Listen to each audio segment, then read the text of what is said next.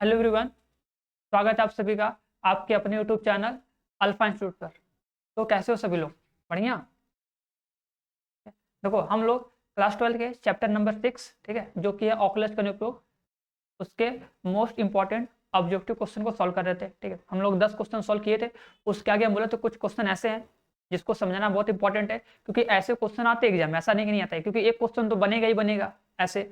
तो अगर इतना कर लोगे, जो पीछे जो बताएं उतना समझ लिए हो, कॉन्सेप्ट क्लियर है, समझ में आ रहा है, प्रैक्टिस घर पे कर रहे हो तो बहुत अच्छी बात है। ठीक है, नहीं कर रहे हो तो करना स्टार्ट कर दो। ठीक है, हम ये बोलेंगे तो ज़्यादा टाइम बचा नहीं वैसे भी। ठीक है, जो पढ़ना है पढ़ लो। ठीक है, उसके बाद तो फिर 3 महीने बाद 4 महीने बाद एग्जाम होगा, खत्म हो जाए, उस वक्त घूमना फिरना, कॉलेज जाओगे, तुम्हारा मन करेगा पढ़ना, नहीं मन करेगा मत पढ़ना। ठीक है क्या? लेकिन अगर चाहते हो कि यार हमको अच्छा पढ़ना है, अच्छा सीखना है, अच्छा करना है, तो पढ़ना पड़ेगा, है ना? और अगर चीज़ें समझ में नहीं आती तो उसके पीछे लगे रहो। यही बोलेंगे, एक दो बार अगर कोई चीज़ समझ में नहीं आती है तो उसके लिए मत कहो कि सर नहीं समझ में आ रहा है, नहीं समझ में आ रहा है। ठीक है, ऐसे काम करने से कुछ होगा नहीं। नहीं समझ में आ रहा है तो तुम घर पे थोड़ा प्रैक्टिस करो, बुक खोलो, चीज़ों को पढ़ो, फिर चीज़ें वो आएंगी। ठीक है, तो ज़्यादा बात नहीं करते ना, फिर ज़्यादा बोलेंगे, लेक्चर देंगे, तुम लोग को बकवास लगने लग जाएगा। ठीक है, बोलोगे क्या बकवास कर रहे, पका रहे हैं कब से। ठीक है, तो चलो देखो, स्टार्ट करने से पहले देखो उन सभी स्टूडेंट के लिए, ठीक है, जो थोड़ा सीरियस है पढ़ने में, उन सभी के लिए बता देते हैं। ठीक है, कि जो भी, ठीक है, जो भी स्टूडेंट है, जिनकी जो भी जिनका क्लास 12 का सिलेबस अभी कंप्लीट नहीं हुआ है, या पढ़े हैं 4-5 चैप्टर पढ़े हैं, वो भी समझ में आ रहा है नहीं आ रहा है, ऐसा कुछ रीजन है जो छूट गया है, तो उन सभी स्टूडेंट के लिए बोलेंगे कि ये वरदान 2.0 बैच है। ठीक है, जो एक कंप्लीट क्रैश कोर्स है। ठीक है, एक कंप्लीट क्रैश कोर्स है जिसमें क्लास 12 का सारा सिलेबस, ठीक है, 2 से 3 महीने में पूरा कंप्लीट करवाया जाएगा। ठीक है, जिसमें क्या होगा, डेली लाइव क्लास होगा। ठीक है, समझ रहे हो कि नहीं? डेली लाइव क्लास होगा, डेली लाइव क्लास लेके कम से कम 8 घंटे 10 घंटे डेली क्लास होगी। ठीक है, सबको वो क्लास अटेंड करना है। और अगर तुम डेली लाइव क्लास अगर अटेंड करोगे तो भी तुम्हारा रूटीन बन जाएगा सबका पढ़ने का। ठीक है, तो कम से कम इसमें देखो 8 से 10 घंटे डेली देना पड़ेगा। ठीक है, जिससे तुम लोग का प्रैक्टिस और ज्यादा अच्छी हो जाएगी। ठीक है, उसके बाद लाइव डाउट भी होगा, जो भी कोई डाउट होगा आराम से चीजों को पूछ सकते हो। ठीक है, नहीं समझ में आया तो उसके बाद अपना डाउट सेंड कर सकते हो, कॉल करके पूछ सकते हो, वो डाउट क्लियर किया जाएगा। ठीक है, जिसमें देखो हम मैथ पढ़ाएंगे। ठीक है, और सबको समझाएंगे अच्छे ढंग से। नहीं समझ में आएगा फिर बताएंगे, समझाएंगे, लेकिन चीजों को अच्छे से एकदम क्लियर करवा के। ठीक है, उसके बाद देखो डीपीपी मिलेगा, क्लास नोट का पीडीएफ तो देखो डेली मिलेगा, जिससे तुम चीजों को नोट करके अपनी फेयर कॉपी एक अच्छे से शॉर्ट में बना सको कि रिवीजन करते टाइम वो बहुत काम आए। ठीक है, फिर असाइनमेंट, उसके बाद ऑनलाइन टेस्ट। और देखो हम सबसे बेस्ट यही बोलते हैं कि यार टेस्ट सबको देना चाहिए। ठीक है, अगर चीजें पढ़ ली हो तो भी टेस्ट दो, नहीं पढ़ो तो भी टेस्ट दो, कम से कम ये तो आइडिया लगे कि यार हमें कितना कोई चीज आ रहा है या क्या नहीं आ रहा है, क्योंकि एग्जाम में ज्यादा टाइम नहीं बचा है। ठीक है, जो भी हमको पढ़ना है केवल 3 से 4 महीने में मेहनत करनी है, उसके बाद तो है ही नहीं कुछ।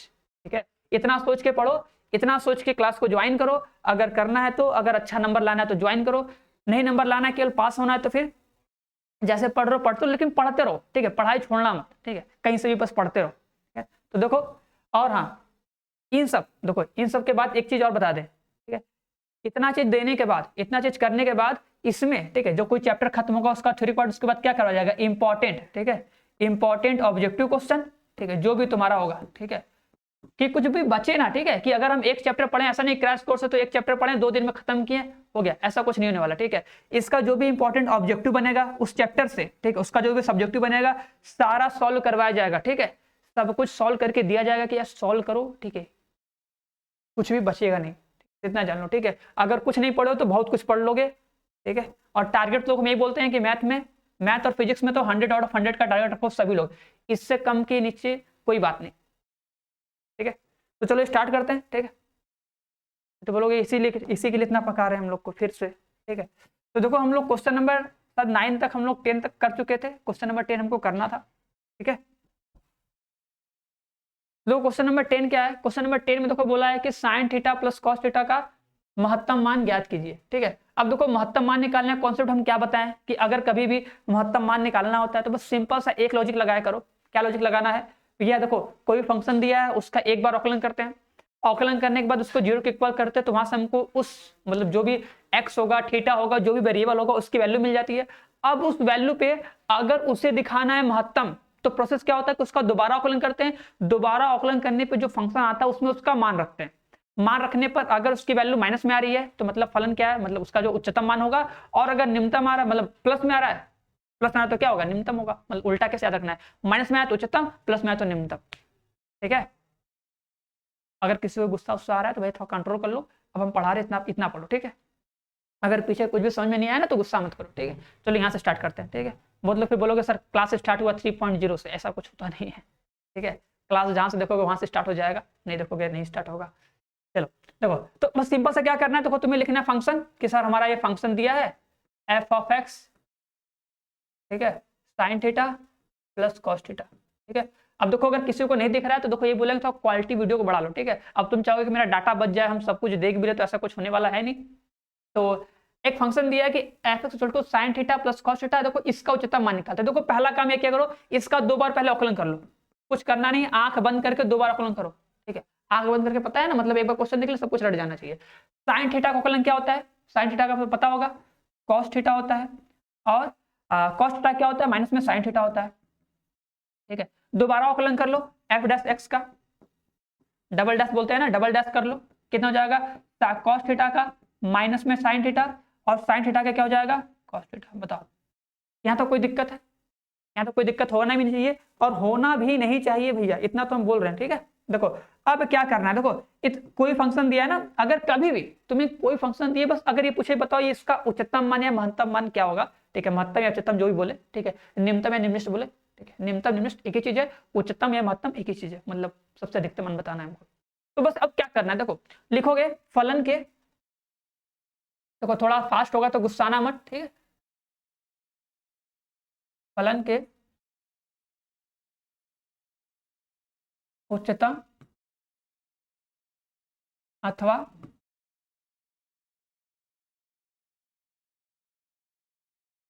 तो संस्कृत लिख दिए, संस्कृत नहीं लिखना है भैया, निम्नतम मान के लिए,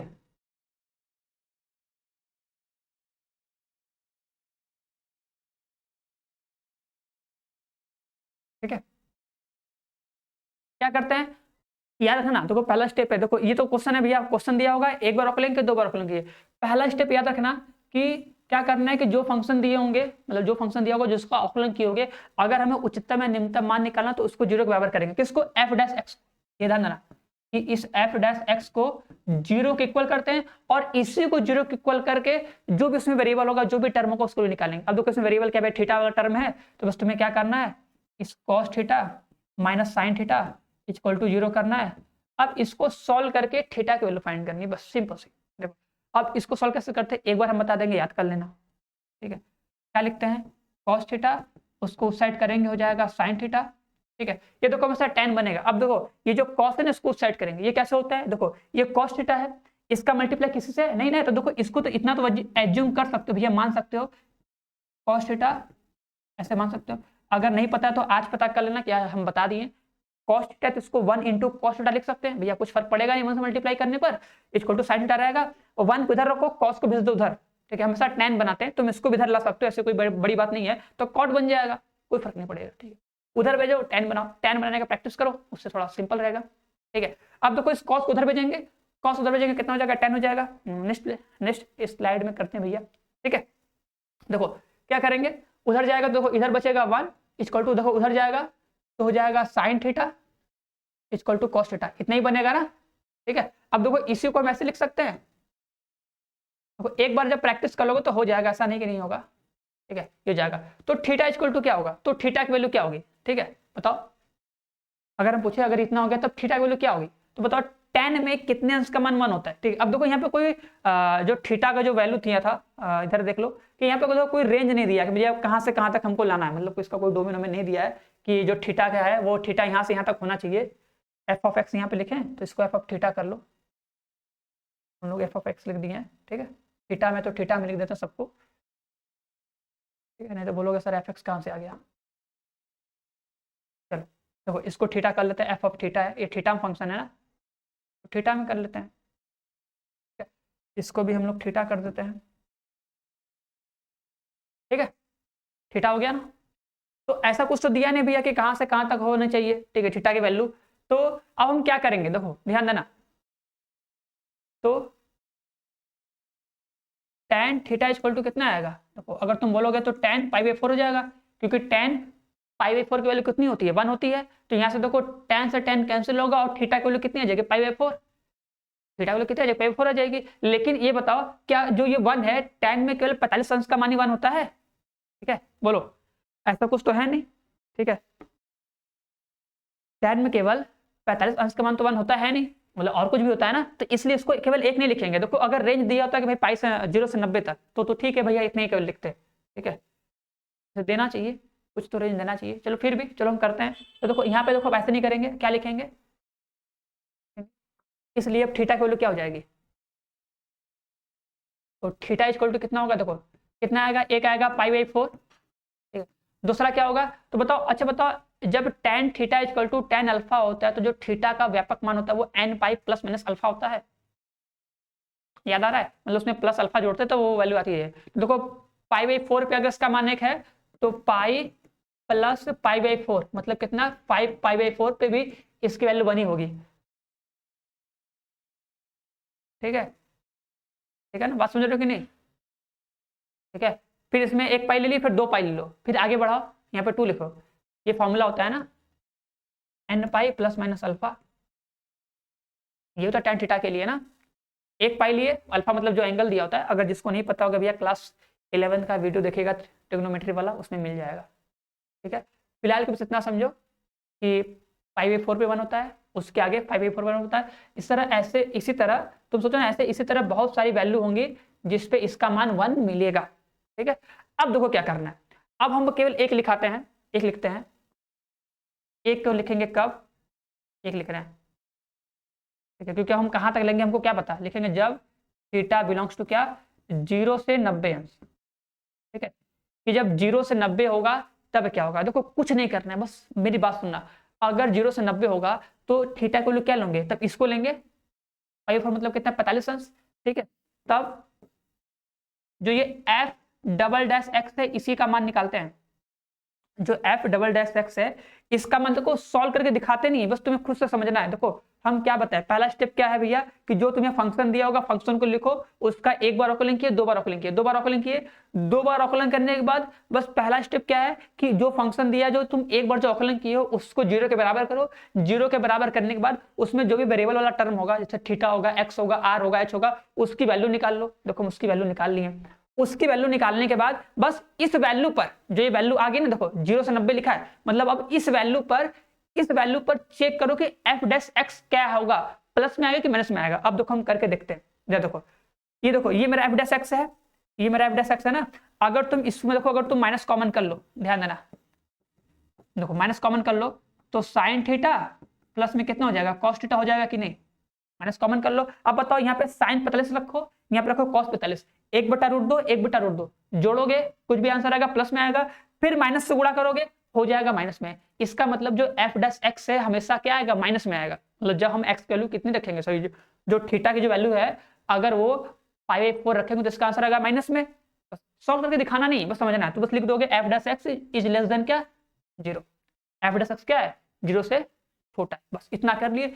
इतना करने के बाद बस और कुछ नहीं करना है। ठीक है, इतना करने के बाद और कुछ नहीं करना है, बस लिख देना है अतः। ठीक है भैया, ठीक है कुछ करना नहीं, बस लिख देना अतः थीटा बराबर पाई/4, पाई/4 है ना, क्या लिखोगे, स्थानीय उच्चतम बिंदु है। ठीक है, मतलब जो थीटा की वैल्यू जो पाई/4 है वो स्थानीय उच्चतम बिंदु है। अब अगर हमें स्थानीय उच्चतम मान निकालना है तो जो फंक्शन की जो वैल्यू है वहां पे जो थीटा की वैल्यू होगा पाई/4 रख दो, बस। समझेंगे नहीं, लिख दो क्या था,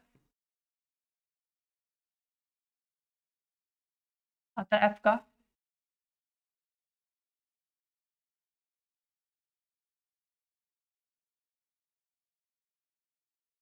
स्थानीय उच्चतम मान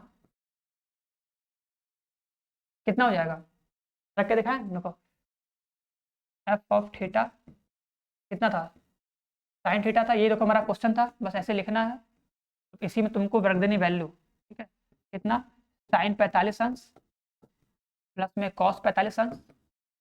ठीक है, अब इसको सिंप्लीफाई करोगे तो देखो 1/√2 1/√2 लिखोगे ना, 1/√2 और 1/√2। इसे सॉल्व करोगे 2√2 आएगा, 2/√2 आएगा, ठीक है ना। √2 एलसीएम हो जाएगा, 1 + 1 2 हो जाएगा, कट जाएगा, आंसर कितना जाएगा √2। ये उसका आंसर हो जाएगा। यही मेरा क्या होगा आंसर, आंसर क्या आएगा, तो √2। ये करना है, ऐसे बस लिख के करना है, चीज़ों को दिखाना है, ज़्यादा कुछ में एक्स्ट्रा पकड़ना है। देखो हमको समझाने में टाइम लगेगा तो कोई मानेंगे, ठीक है, अभी मत करना सर आपको इतना टाइम लग गया। देखो हम बता रहे हैं चीज़ों को, तुम एक बार समझ जाओगे, तुम इसको 1 मिनट में कर लोगे। बस क्या करना है, देखो एक बार फिर समझाए, बस क्या करना है, देखो फंक्शन दिखा, एक बार ऑकलिंग किए, 2 बार ऑकलिंग किए, जो एक बार ऑकलिंग किए तो पहली बार उसको ऑकलिंग जो किए तो उसको 0 के बराबर करो, 0 बराबर करके एक्स वैल्यू निकाल लो, थीटा वैल्यू निकाल लो, निकालने के बाद जो वैल्यू आई है उसको f' में रख दो, रख के बस देखो कि 0 से छोटा है 0 से बड़ा आता है। हम लोग सॉल्व किए देखे माइनस में आ रहा था, इसका मतलब 0 से छोटा है, तो लिख दो 0 से छोटा है, अतः ये क्या है, स्थानीय उच्चतम का बिंदु है। इसका स्थानीय उच्चतम मान क्या हो जाएगा, जो फंक्शन दिया था, जो फंक्शन दिया था इस फंक्शन में थीटा इक्वल टू π/4 रख दो, आंसर आ जाएगा स्थानीय उच्चतम मान। बस इतना करना है, हो गया, रैपिड फायर हो गया। चलो नेक्स्ट क्वेश्चन देखते हैं। अब देखो ये क्वेश्चन है, इस क्वेश्चन को देखो, ट्राई करो, कोई करेगा। देखो ऐसे क्वेश्चन देखो हमेशा आते हैं प्रूफ करने के लिए। देखो अभी बोले ना कि तुम्हें प्रूफ करने के लिए क्या पता, शंकु की त्रिज्या उसकी दोगुनी है, उसकी आधी है, ठीक है, इसका कोल tan इनवर्स √2 है, sin इनवर्स 1/2 है, ऐसा प्रूफ करने के लिए आएगा कि उसका अर्थ कोल इतना है, तो ये आता है। तो इसका देखो लॉजिक समझना जो बताने जा रहे हैं हम, ठीक है। देखो अगर कभी तुम्हें ऐसा क्वेश्चन आ जाए कि सिद्ध कीजिए कि एक शंकु के अंतर्गत, देखो महत्तम वक्रपृष्ठ, देखो इसका मतलब क्या, मेरी बात समझना, अगर बोल दिया महत्तम वक्रपृष्ठ तो बस इतना ध्यान देना कि हमको वक्रपृष्ठ, देखो ये लिखा है ना, ठीक है, इसका मतलब क्या है कि हमको वक्रपृष्ठ का लिखना है फॉर्मूला और उसी का आकलन करके दिखाना है कि वो महत्तम है। महत्तम मतलब क्या कि एक बार आकलन किए, 2 बार आकलन किए, जब दोबारा हम आकलन किए हैं और वहां पे हम जो भी वैल्यू पुट करें, मतलब जो भी वेरिएबल होगा जिसके वैल्यू निकालेंगे, अगर वो वैल्यू पुट की तो माइनस में आना चाहिए। देखो इसके पीछे वाले क्वेश्चन में क्या था, माइनस में आया तो हम बोले उच्चतम है, तो वही काम यहां पर भी करना है। हमको जो फंक्शन दिया होगा उसको लिखना है, उसका एक बार आकलन किए, 2 बार आकलन किए, दोबारा आकलन करेंगे, ठीक है, उसमें उसका मान रखेंगे, जो भी निकालेंगे वैल्यू मान रखेंगे, माइनस में आएगा तो उच्चतम होना चाहिए, हमको लाना है। ये सब क्वेश्चन देख के बहुत ईजी लगता है और बहुत ईजी है भी, बस तुम्हें क्या करना, मेरी बात समझना। देखो ये क्वेश्चन पढ़े, हम क्या क्या करेंगे, देखो लिखेंगे सिद्ध कीजिए एक शंकु के अंतर्गत महत्तम वक्रपृष्ठ, मतलब किसका वक्रपृष्ठ लेना है, महत्तम वक्रपृष्ठ वाले लंबवृत्तीय बेलन, मतलब हमको बेलन के वक्रपृष्ठ का लिखना है फॉर्मूला, सिंपल सा। देखो पहला काम तो इतना कर दो कि हमको मतलब दिमाग में रखना चाहिए कि हाँ हमको बेलन के वक्रपृष्ठ का लिखना है फॉर्मूला कि हाँ s इक्वल टू 2πr, ये लिखोगे फॉर्मूला h, ये फॉर्मूला लिखोगे, लिख दिया, आराम से काम खत्म। उसके बाद देखो क्या बोला है कि सिद्ध करना है कि शंकु की बेलन की त्रिज्या शंकु की त्रिज्या क्या दी होती है, मतलब जो बेलन की त्रिज्या बनी है वो शंकु की त्रिज्या क्या दी है, ये हमको प्रूफ करना है, ठीक है ना। देखो कैसे करेंगे, मेरी बात सुनना, पहले फिगर बना ले। देखो अब मेरी बात सुनना, बहुत ध्यान से सुनना। देखो देखो एक हम फिगर बना रहे हैं, ये हमको आता नहीं है, अरे यार बहुत मोटा बन जा रहा है ना, चलो कोई नहीं, सबसे अच्छा तो वही बोर्ड था।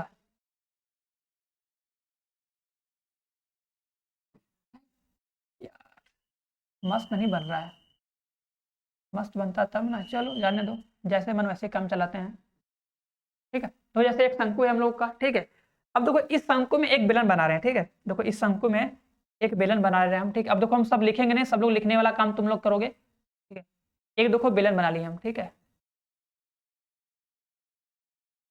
चौक से अच्छा बनता है, अब इसमें स्मॉल बॉर्डर नहीं बन पा रहा है, ठीक है। अब देखो हम मान लेते, देखो इस मान लेना कि इस जो ये ऊंचाई है भैया, इसकी जो ऊंचाई है वो h है, बेलन की ऊंचाई h है, ऊंचाई h मान लिए, और बेलन की जो त्रिज्या है, बेलन की त्रिज्या कितनी मान लिए, बेलन की त्रिज्या क्या मान लिया, r, बेलन की त्रिज्या r मान लिए, स्मॉल r, ठीक है। अब लेते हैं शंकु, देखो जो शंकु का त्रिज्या है, जो शंकु का त्रिज्या है उसको मान लेते हैं कैपिटल R, मतलब यहाँ से लेके यहाँ तक, ये शंकु की त्रिज्या होगी।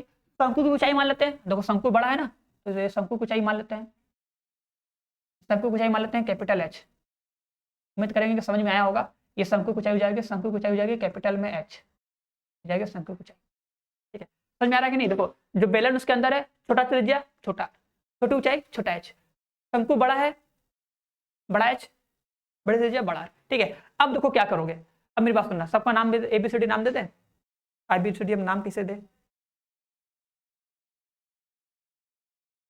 चलो और देखते हैं, नाम देते हैं। देखो इसका नाम देखो लिख दिए यहाँ पे ए, ठीक है, यहाँ पे लिख दिए बी, यहाँ पे लिख दिए सी, ठीक है, यहाँ पे लिख दिए डी, और यहाँ पे लिख दिए ई। ठीक है, ठीक है, इसको ऐसे मिला दिए, ठीक है ना। कोई दिक्कत है? दिख रहा है ना, देखो A B C D E लिखे हैं, ठीक है। नहीं दिख रहा होगा तो समझना, देखो ये ए लिखे हैं हम लोग, देखो ये ए है, यहाँ पे जो पॉइंट है ये वाला पॉइंट, इसको हम बोल दिए बी, ठीक है। ये हमारा हो गया सी, ठीक है, ये हो गया हमारा डी, ये हो गया हमारा ई, ठीक है, हो जाएगा ना। अब देखो हम क्या करने जा रहे हैं, अब मेरी बात बहुत ध्यान सुनना, ठीक है। देखो अब क्या बोला है, कि बोला है कि महत्तम वक्रपृष्ठ, इसका मतलब बताया ना कि महत्तम वक्रपृष्ठ बोला मतलब हमको वक्रपृष्ठ का लिखना है फॉर्मूला, और उसी का आकलन करना है। देखो अब हम लिखते हैं वक्रपृष्ठ का फॉर्मूला, सॉरी इतना पतला होगा तो दिखेगा कैसे,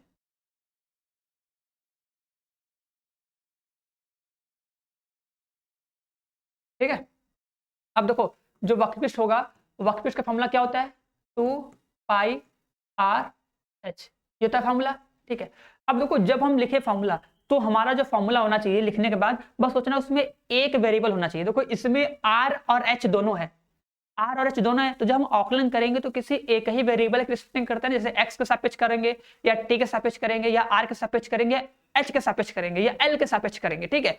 अब देखो यहाँ पे r और h दोनों है, तो हमको इस h को हटाना है, तो इस h को कैसे हटाएंगे, उसके लिए देखो हम लोग क्या करेंगे, अब इसमें लगाएंगे सिमिलरिटी का प्रोसेस, सिमिलरिटी का प्रॉपर्टी, ठीक है। जब दो त्रिभुज समरूप होते हैं तो उसके बेस पे कैसे हम लोग कोई मतलब त्रिभुज को इक्वल करते हैं, या उसका जो क्या बोलते हैं, इक्वल बोलते हैं, समरूप होता है तो क्या बोलते हैं, हाँ हाँ समानुपात होता है ना, ठीक है, कि कैसे वो अनुपात में है, तो उनको दिखाते हैं ना कि हाँ तीनों भुजाओं का अनुपात, तीनों उसके करस्पॉन्डिंग भुजा का अनुपात के बराबर है, ठीक है, समरूप में ऐसा करते हैं। तो देखो अब इसमें क्या करेंगे, देखो ध्यान देना, एक त्रिभुज लेंगे डी बी सी, ये त्रिभुज लेंगे, ध्यान देना सब लोग।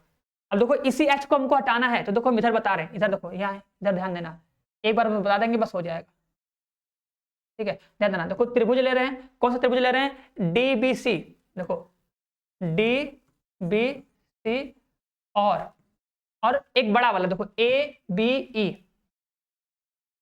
ठीक है, ए बी ई, ये त्रिभुज लिए, ठीक है। अब देखो अगर दो त्रिभुज इस क्या है, समरूप है, ये हमको देखो पता है समरूप है, क्यों, क्यों देखो ये एंगल सेम होता है, ये एंगल सेम है, ये दोनों समरूप होता ही, ठीक है। इतना पता होना चाहिए नॉलेज के बारे में, मतलब नॉलेज तो होना चाहिए, ठीक है, इसको प्रूफ नहीं करना है। अब देखो अब अगर दो त्रिभुज समरूप होते हैं तो उनकी जो संगत भुजाएं होती है, संगत भुजाओं का अनुपात बराबर होता है। तो देखो हम क्या किए, देखो ये त्रिभुज दिख रहा है, देखो ये बी डी सी दिख रहा है ना, देखो बी डी सी ये वाला, इस त्रिभुज का देखो ऊंचाई, इस त्रिभुज की ऊंचाई h है, तो इसको लिख दिए h बटे में।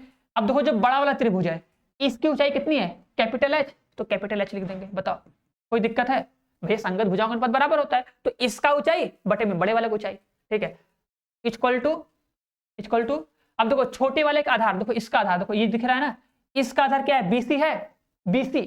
अब बताओ BC कितना होगा, देखो ये यहां से यहां तक r है, यहां से यहां तक क्या है, स्मॉल r है, तो BC कितना होगा, बताओ BC कितना होगा, capital R minus small r होगा कि नहीं, capital R minus small r होगा कि नहीं, इसमें तो समझ सकते हो ना, बात समझना। देखो जो ये दिख रहा है ना BC, इसका आधार लिए, देखो ये ट्रायंगल दिख रहा है ना B मतलब DBC, ये त्रिभुज है, इस त्रिभुज में हम BC ले रहे हैं कि BC कितना होगा, ठीक है, वो BC कितना है, तो BC कितना होगा, देखो पूरा R में से ये छोटा वाला R घटा देंगे तो BC आ जाएगा, तो वही लिखे बड़े R में से छोटा वाला R घटाएंगे तो BC आ गया।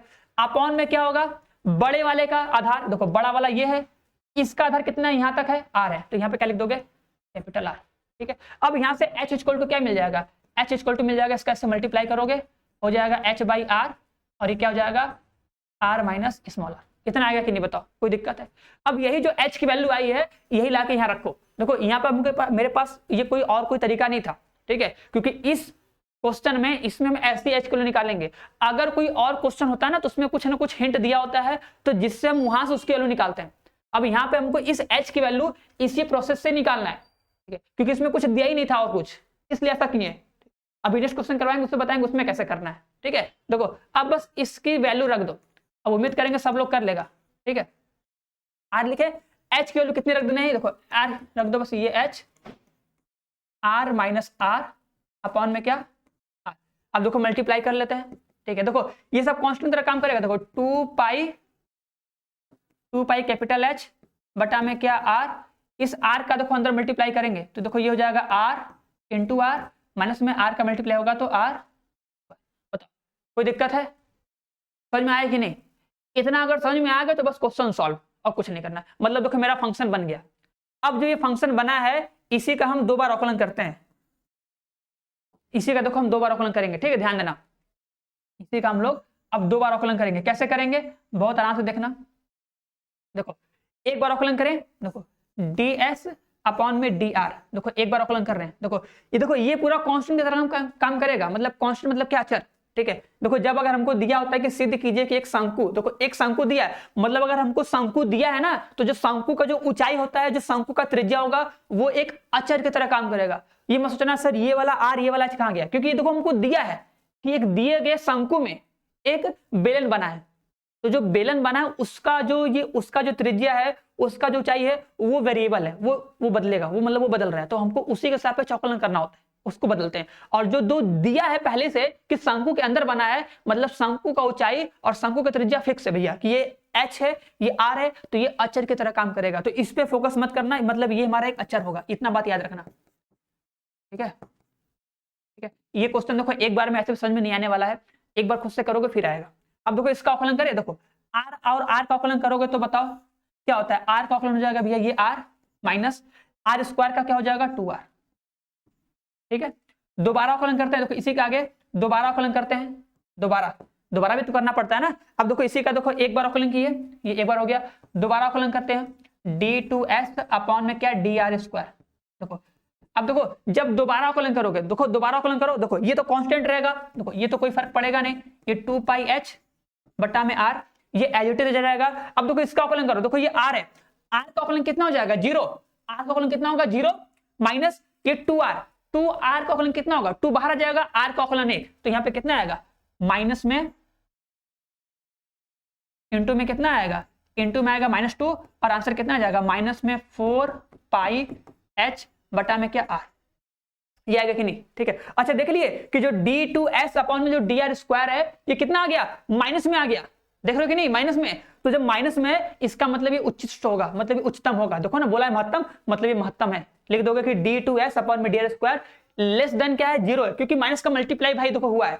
अगर माइनस का मल्टीप्लाई हुआ है, देखो ये सब प्लस में, देखो 4 तो प्लस ही में रहेगा, 5 प्लस ही में रहेगा, किसी भी चीज का ऊंचाई तो प्लस ही में होता है, त्रिज्या r हमेशा प्लस ही में रहेगा। तो मतलब अगर ये पूरा प्लस में है और अगर हम उसमें माइनस से मल्टीप्लाई कर देंगे तो माइनस में हो जाएगा। इसका मतलब ये हो गया कि जो d2s अपॉन में जो dr स्क्वायर ये क्या है, ये ऋणात्मक है, और जब ये ऋणात्मक है मतलब ये क्या उच्चतम है, मतलब महत्तम है, और जब ये महत्तम हुआ तो मतलब ये महत्तम वक्र देगा। अब हमको क्या करना है, हमको सिद्ध करना है कि शंकु की त्रिज्या, जो शंकु की त्रिज्या है बेलन की त्रिज्या के दोगुनी है, ठीक है। बेलन की त्रिज्या जो है शंकु की त्रिज्या क्या दी है, वो कैसे निकालेंगे, तो उसके लिए हम क्या बताए थे कि जो फंक्शन देखो हम जो एक बार अवकलन करते हैं इसी को 0 के बराबर करते हैं, ठीक है, यही बोलते हैं ना। तो लिखते हैं ना फलन के उच्चतम या निम्नतम मान के लिए क्या करेंगे, देखो जो एक बार अवकलन किए हो इसको क्या करोगे 0 के बराबर करोगे, और जब तुम इसको 0 के बराबर करोगे तो देखो मेरे पास क्या है 2 पाई h अपॉन में r, और क्या था r माइनस में 2r इक्वल टू 0, यही था ना। अब देखो एक बात मेरी बात सुन लो, देखो जो ये r इंटू r है, जब तुम इसका अवकलन करोगे तो हम क्या बताएं कि ये r एक संख्या की तरह काम करेगा। तो इस r को देखो वही बोले, इस r को बाहर किए हैं और इस r का अवकलन 1 आता है, तो r गुणे 1 r हो गया, माइनस में r का स्क्वायर, जो r का स्क्वायर होगा उसका जब अवकलन करोगे तो कितना होगा 2r होगा, ठीक है, इसलिए ऐसा आया है, ठीक है। बहुत लोगों को अवकलन करने नहीं आएगा हो सकता है, तो इसलिए बता दिए कि हाँ कोई कंफ्यूजन ना रहे, ठीक है। अब देखो इसको 0 के बराबर करोगे, देखो ये सब खत्म हो जाएगा, कितना बचेगा r minus 2r equal to 0, तो देखो कितना हो जाएगा r इक्वल टू कितना मिलेगा 2r मिलेगा। अब देखो ये r क्या है, r को अगर तुम इधर भेजोगे तो इसको ऐसे लिख सकते हो r इक्वल टू r बटा के 2, ये आएगा कि नहीं, देखो वो चीज ऑटोमेटिक प्रूफ हो जाएगी। अब देखो अगर तुम्हें इसे लिखना है, देखो हम लिख के दिखा दे रहे हैं, ठीक है। देखो ये r क्या था, ये जो r था ये क्या था, ये क्या है बेलन की त्रिज्या है, ऐसा लिखना नहीं है बस हम बता रहे हैं, ये क्या है बेलन की त्रिज्या है, ये क्या होगी बेलन की त्रिज्या होगी, बराबर बताइए कैपिटल R क्या है, ये शंकु की त्रिज्या है, तो ऊपर क्या होगी शंकु की त्रिज्या होगी, शंकु की त्रिज्या होगी भैया, ठीक है। और बटे में क्या हो जाएगा, बटे में 2, आगे ही नहीं, देखो आगे ना कि जो बेलन की त्रिज्या है वो शंकु की त्रिज्या की आधी है, 2 से भाग करना मतलब क्या आधी है, तो वो चीज आए कि नहीं, ये चीज हमको प्रूफ करना था। ठीक है, ठीक है। और सुनो, इतना करने के बाद ये चीज देखो लास्ट में, ठीक है, ये लिखोगे ना भैया, तो तुम्हारी वैल्यू आई अभी ना, इसके बाद नेक्स्ट क्या करोगे, नेक्स्ट, ठीक है, इसके बाद नेक्स्ट क्या करोगे, ठीक है, नेक्स्ट ये करोगे कि आर बराबर, देखो आर बराबर आर बाई 2 पर जो ये d2s अपॉन में डी आर स्क्वायर, ये क्या है, लेस देन 0 है। दिखाओगे ना कि भाई 0 है भैया, 0 छोटा है इसलिए, अतः आर बराबर आर बाई 2 पर जो क्वेश्चन पूछा था, क्या क्वेश्चन पूछा था, 2 पर, ठीक है, वो लिख दोगे शंकु के अंतर्गत, ठीक है, बने लंबवृत्तीय बेलन की जो क्या बोलते हैं वक्रपृष्ठ महत्तम है, बस वही चीज लिखोगे, अच्छे से लिख दोगे, ठीक है। उसके बाद लिख तो सकते ही हो, ठीक है, इतना तो कर ही लोगे, सब तो करना नहीं पड़ेगा, ठीक है।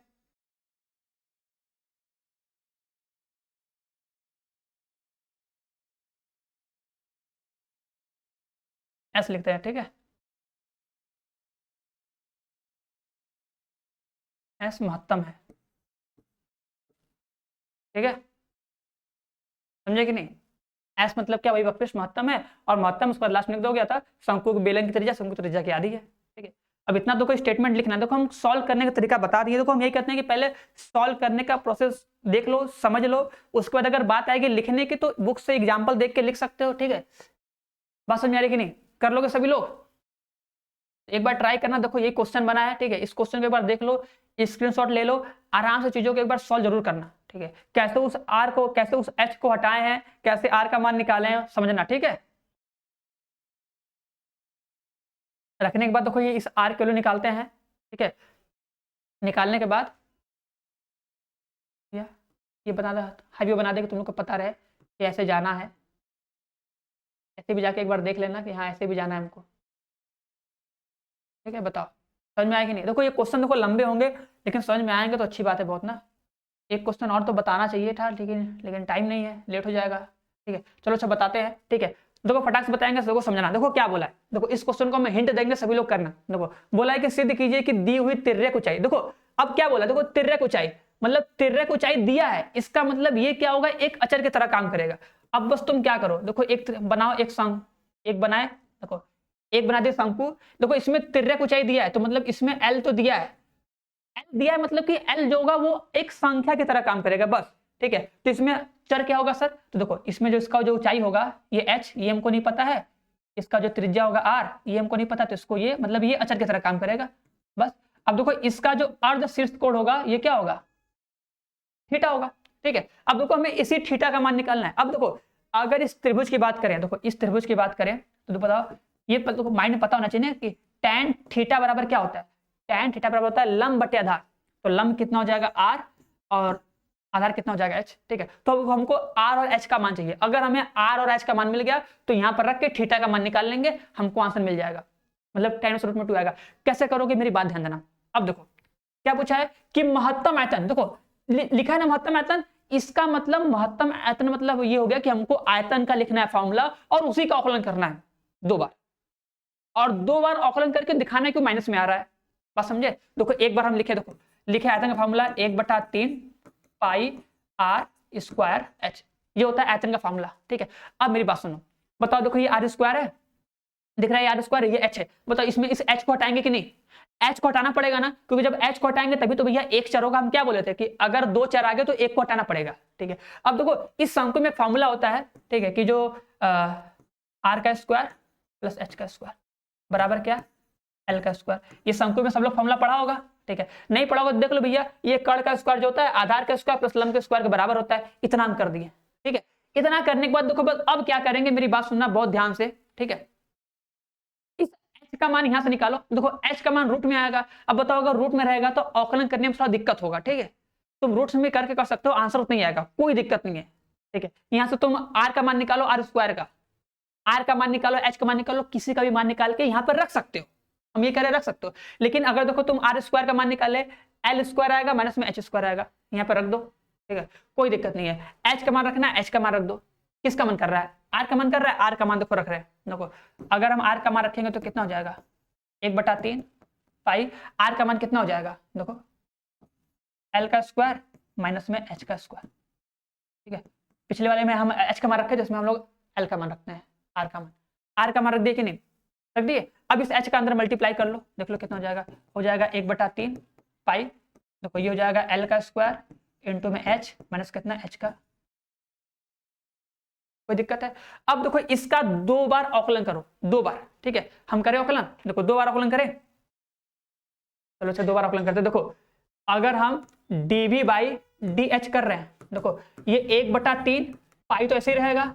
अब देखो ध्यान देना, बहुत ध्यान से देना, देखो पूरा सॉल्व नहीं करेंगे, देखो इसका अवकलन करो, देखो h है, देखो h का अवकलन कितना होगा 1, h का अवकलन कितना होगा, h का अगर h के सापेक्ष अवकलन करोगे तो 1 आएगा। और देखो ये l स्क्वायर एक संख्या है तो संख्या की तरह रहेगा, इस पर ध्यान मत देना, मतलब सॉरी इस पर ध्यान देना, ये मैं सोचना कि उसका असर क्या होगा। देखो ये रहेगा l square minus minus minus क्या है h के पावर 3, बताओ h के पावर 3 का अवकलन कितना होगा, h के पावर 3 का अवकलन हो जाएगा 3h का स्क्वायर, कितना होगा, कोई दिक्कत नहीं ना। अब देखो क्या करना है, अब दोबारा अवकलन कर दो, तो d2v अपॉन में dh का स्क्वायर, देखो ये हो जाएगा 1/3 पाई, देखो l, अब l स्क्वायर एक संख्या है ना तो उसका अवकलन क्या होगा 0, बताया ना कि वो दिया तो वो अचर है, माइनस इसका अवकलन करोगे तो कितना आएगा 6h, ठीक है।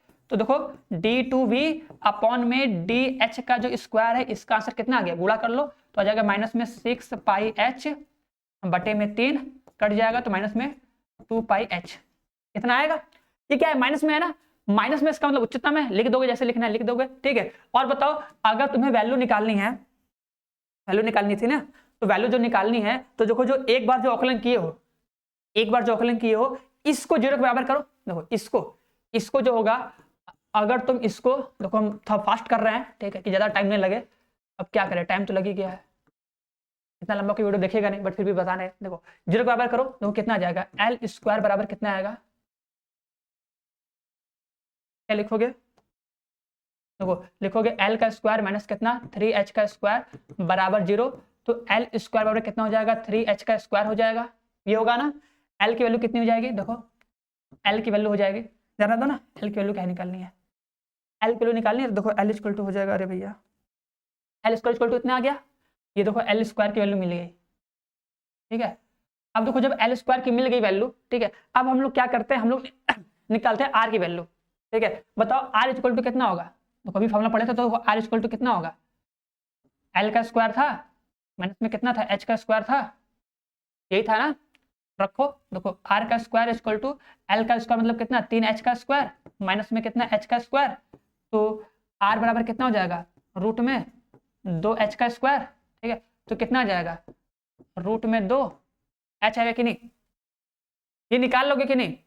देखो भैया हम एक बार जो होता है इसको जो होता है ds बाई में क्या dh, इसको 0 के बराबर करते हैं ना, बराबर करेंगे तो एक समीकरण मिलेगा, यहाँ से तुम h का मान निकालो l का मान निकालो, किसी का मान निकाल लो, उससे कोई फर्क नहीं पड़ेगा। बहुत लोग सोचोगे सर ये क्या कर दिए हैं, वो समझे भी नहीं आ रहा है। लो देखो हम लोग क्या करेंगे, h का मान निकालेंगे ना, तो बस इतना काम करना कि h का मान निकालो, देखो एल स्क्वायर बराबर आएगा 3h का स्क्वायर, कितना आएगा, h का मान निकाल रहे हैं, देखो h बराबर कितना आ जाएगा, ये l बराबर कितना हो जाएगा, ये हो जाएगा रूट में 3, इतना आएगा कि नहीं, इतना आएगा ना, ठीक है, आ गया ना। अब बस इतना काम करना, मेरी बात मानना, जब L की वैल्यू आ गई तो यहां से रखना, यहां से निकालना R की वैल्यू, ठीक है, यहां पर रखना, सॉल्व करना, R की वैल्यू निकालना, ये देखो यहाँ पे L की वैल्यू रखना, यहाँ पे H की वैल्यू, तो H की जगह H ही रहेगा, सॉल्व करना, R की वैल्यू मिलेगी, R की वैल्यू जब मिल जाएगी तो यहाँ पर रख देना, और थीटा इक्वल टू यहाँ पे फिर निकाल लेना कि tan इनवर्स R की वैल्यू अपॉन में H की वैल्यू रख के सॉल्व करना, देखना कि रूट में 2 आ रहा है कि नहीं, ठीक है। हमको पता है बहुत लेट हो गया तुम लोग बहुत, ठीक है, तो करना सभी लोग, ट्राई करना ये क्वेश्चन को, ठीक है, जैसे बताएं वैसे करना, आराम से, सिंपल सा, और कुछ है नहीं, ठीक है। इसके आगे देखो एक क्वेश्चन हम दिखाते हैं, इसको करना देखना तो कर पाते हो कि नहीं, ठीक है। ये क्वेश्चन हम पूछे भी थे, बताओ इसका आंसर कितना आएगा, बोला है कि इस फलन का उच्चतम निम्नलिखित मान बताना है। तो देखो वही काम करना है, एक बार अवकलन किए, 2 बार अवकलन किए, एक बार अवकलन करके 0 के बराबर करोगे, वैल्यू मिल जाएगी, दूसरे बार में रख दोगे, प्लस में आएगा तो निम्नलिखित हो जाएगा। बस जो वैल्यू आएगा उसको निकाल के तुम्हें दिखा देना है, ठीक है। करना सभी लोग, इसका आंसर कमेंट करना, हाँ बस इसका करना, उसके बाद खत्म, ठीक है। एक बार देखो अगर ये चीज समझ में नहीं आई है ना, तो एक बार फिर से एक बार देखना और इसको समझने की कोशिश करना कि हम क्या बताएं, ठीक है। ये बनाया है L जो होगा ये अचर की तरह काम करेगा, ये हमारा अचर होगा, ये लिखना फॉर्मूला, यहाँ से R की वैल्यू यहाँ से चेंज करके रख देना। ये देखो H में हो गया, तो दोनों पक्षों का H के सापेक्ष अवकलन करना, 2 बार अवकलन करना, 2 बार अवकलन करना, एक बार 2 बार, एक बार 0 के बराबर करना, वहां से सॉल्व करना, L की वैल्यू मिल जाएगी। जब L की वैल्यू मिल जाएगी तो बस क्या करना, यहाँ पर यहाँ पर जो दिया है यहाँ पे L की वैल्यू रख देना, यहाँ पर रखना, यहाँ पे R ऐसे रहेगा, H ऐसे रहेगा, H को इधर भेज के R की वैल्यू निकाल लेना। जब R की वैल्यू आ जाएगी तो यहाँ पर रख देना, R की वैल्यू H के टर्म में आएगी, यहाँ पर रखोगे, H से H कटेगा, √2 आंसर आ जाएगा, ठीक है।